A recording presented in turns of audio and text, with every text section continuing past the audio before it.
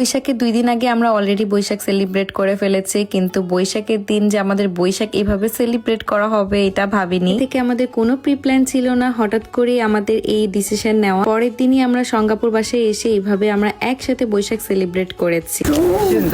Hello, আসসালামু আলাইকুম everyone. I hope আপনারা সবাই ভালো আছেন। আল্লাহর রহমতে আমরা অনেক বেশি ভালো আছি। চলে আসলাম আরেকটি নতুন ব্লগ নিয়ে। আপনারা তো দেখেছেন যে আমরা বৈশাখ না আসতে বৈশাখ করে ফেলেছি, বাট সেদিন ছিল আসল বৈশাখ। দিন রাতের বেলা আমাদের প্ল্যান হয়েছে আমরা 4 জন একসাথে মিলে পহেলা বৈশাখ করব। মানে একটু পান্তা ভাত খাবো, সাথে ইলিশ মাছ ভর্তা এগুলো থাকবে। আমি অলরেডি লাল সাদা শাড়ি পরে পহেলা বৈশাখের লুক করে ফেলেছি, তো আমার কাছে মনে হলো যে আজকে ডিফারেন্ট টাইপের একটু কালারের শাড়ি পরি। তাই আমি পিচ টাইপের কালারের একটা খুব সুন্দর শাড়ি পরেছিলাম, জামদানি। একদম রেডি হয়ে বাসার সামনেই ছবি তুলতে চলে এসেছি। কি সুন্দর যে হলুদ ফুল ফুটেছে, ছোট ছোট গোলাপ ফুলের মতো। আমার পরা এই সুন্দর শাড়িটা আপনারা ফয়সাল ঢাকায় জামদানি এই ফেসবুক পেজে পেয়ে যাবেন। আমার ভিডিওর ক্যাপশনে আমি অবশ্যই পেজটা মেনশন করে রাখবো। আর কালারটা এত বেশি মিষ্টি যে কাউকে পরলে আসলে অনেক বেশি সুন্দর লাগে। আর আজকে যে আমরা পহেলা বৈশাখের যে আয়োজনটা করেছি সেটা হচ্ছে রাতে সবাই অফিস শেষ করে তারপরে আপুর বাসায় যাবো আর কি। যেহেতু এত সুন্দর করে আমি রেডি হয়েছি, বাসার আশেপাশে ছবি তুলছিলাম, এরপরে দেখি এত সুন্দর এই জায়গাটার মধ্যে ফুল ফুটে আছে। ভাবলাম সেখানে যে একটু ছবি তুলি, ভিডিও করি। এত বেশি ভালো লাগছিল সামনে থেকে দেখতে, ফুলের কালারটাও এত সুন্দর। ধন্যবাদ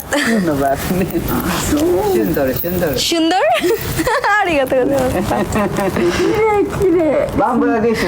আমি তার মুখে যখন বাংলা কথা শুনি আমি একদম অবাক হয়ে গিয়েছিলাম। সে ট্রুলি খুব সুন্দর করে বাংলা বলছিল। নাকি বাংলাদেশেও ঘুরতে গিয়েছিল এন্ড তার নাকি বাংলাদেশে অনেক রিলেটিভ আছে। যখনই তারা আমাকে এরকম ডিফারেন্ট টাইপের লুকে দেখে, আমাকে সবাই এত সুন্দর সুন্দর বলে, আমার আসলে অনেক ভালোই লাগে। তখন সন্ধ্যা হওয়ার আগে আমি বাহিরে যেয়ে কয়েকটা সুন্দর সুন্দর ছবি তুলে এসেছি। বাসায় এসে ভাবলাম যে টাইম যেহেতু আছে একটু হেয়ার স্টাইল করি। আর সীমান্ত তার হচ্ছে জব থেকে চলে এসে ফ্রেশ হয়ে নিয়েছে। ও পাঞ্জাবি পরেছিল। এই পাঞ্জাবিটা আমি বাংলাদেশে আড়ং থেকে নিয়ে এসেছিলাম। অনেকেই আসলে জিজ্ঞেস করছিলেন যে সীমান্তের পাঞ্জাবিটা কোথা থেকে নেওয়া। অনেক বেশি লেট হয়ে গিয়েছিল, তো সুপারে গিয়েছিলাম, সেখান থেকে একটু ফ্রুট নিয়েছি, সাথে আপুর জন্য একটা ফ্লাওয়ার নিয়েছিলাম। আমাদের বাসা থেকে আপুর বাসায় যেতে অনেক সময় লাগে, অনেক বেশি দূরে, প্রায় 1.5 ঘন্টার মতন সময় লেগেছিল আমাদের যেতে। আমাদের গাড়িতে ইলাপুরা আর আমরা ছিলাম।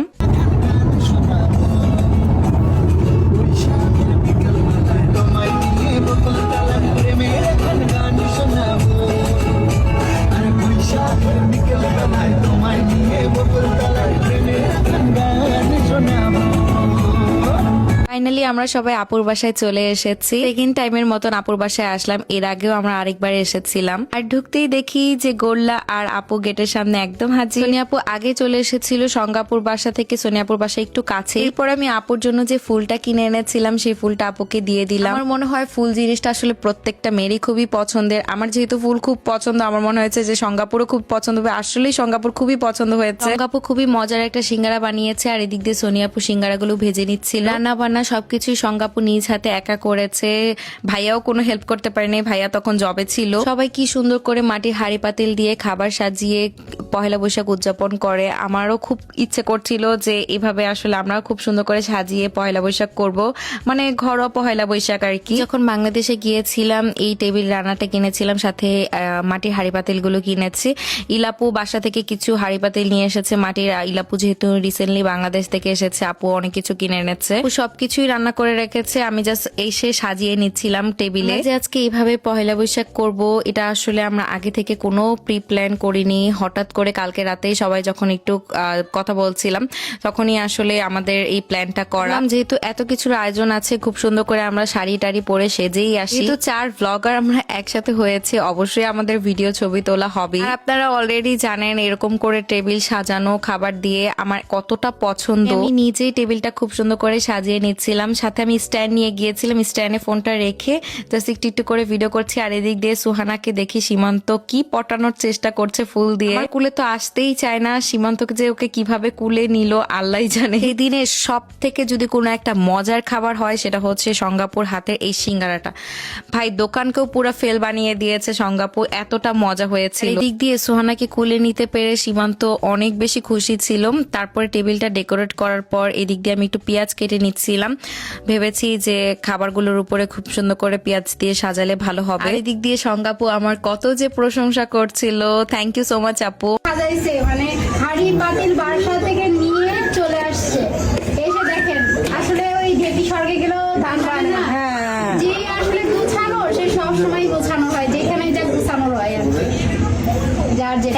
থ্যাংক ইউ না সীমান্ত ভাই তুমি জিতছো সঙ্গাপু নিজের হাতে সে দই বানিয়েছে আমাদের জন্য। ও মাই গড, এই দই হাঁড়িটা অনেক কিউট। এটা জাপান থেকে কিনছি তাই? মাত্র 400 ইয়েন দিয়ে। জাপানে মাটির এরকম পাওয়া যায়? এবং সুন্দর, অনেক এক্সপেন্সিভ কিন্তু এটা অনেক কম দামে কিনছি। ভাই আপুর হাতে দইটাও এত বেশি মজা ছিল, আপু এখানে মিষ্টিও কিনে এনেছিল, সবকিছুই এত সুন্দর লাগছিল টেবিলে যখন সাজিয়েছি। আপনারা কমেন্ট করে জানাবেন মাটির হাঁড়ি পাতিল দিয়ে সাজানোটা কেমন হয়েছে। সাথে এত সুন্দর করে সোনিয়া আপু আমাদেরকে পহেলা বৈশাখের গান গিয়ে শোনালো।